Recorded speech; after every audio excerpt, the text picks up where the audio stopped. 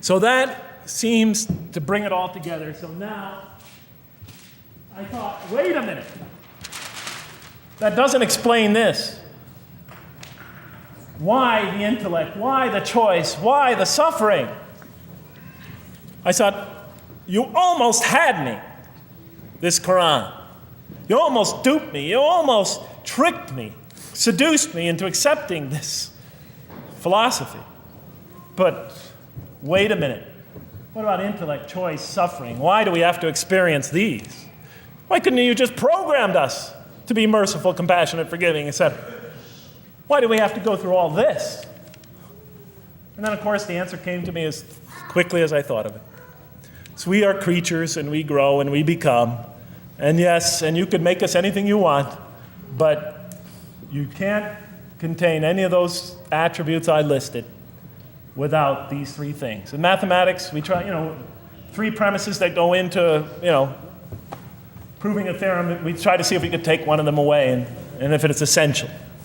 And all three of these are definitely essential. For example, you could program a computer never to make an incorrect statement, but it doesn't become a truthful computer. Never heard anybody say to me, Jeff, this Macintosh is the most truthful computer I ever saw. If it's programmed, it's not truth. You could program a CAT scan to help the sick, but it doesn't become compassionate. Never heard a doctor say, Jeff, if you want to see a compassionate CAT scan, you come right over here.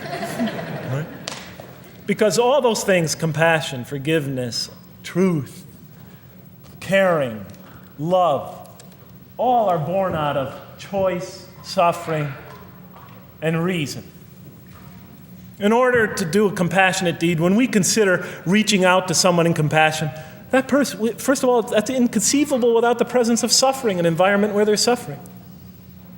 And when we decide to help them or not, we reason in our minds, what is this going to require of me? It's going to require some suffering on my part, some of my giving of myself.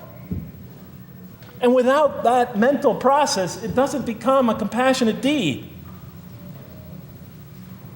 And if it isn't by choice, it's not a compassionate deed. It's that choice that makes it compassionate. Same thing with truth. Truth is a choice between telling the truth or not telling the truth. Oftentimes we tell it when we're at risk to our own personal loss. The more suffering that might come out of that choice, the greater is the truth behind it, the greater the act of truthfulness. And all the time we have to weigh the consequences of that choice. If I tell the truth there, my teacher's going to give me an F. If I don't tell the truth, I might get an A. We weigh it in our mind. Last example, the famous wedding vow.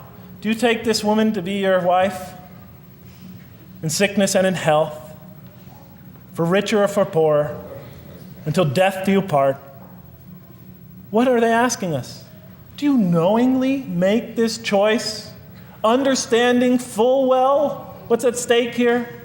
That it might involve richness but poverty, health or sickness, that suffering's going to be involved until death. Once a young lady told me, you never really loved me. Because when the growing got tough, when things got hard, when we hit rock bottom, when my life fell apart, you just got up and left. And she was right. And she understood full well that that's what love is all about.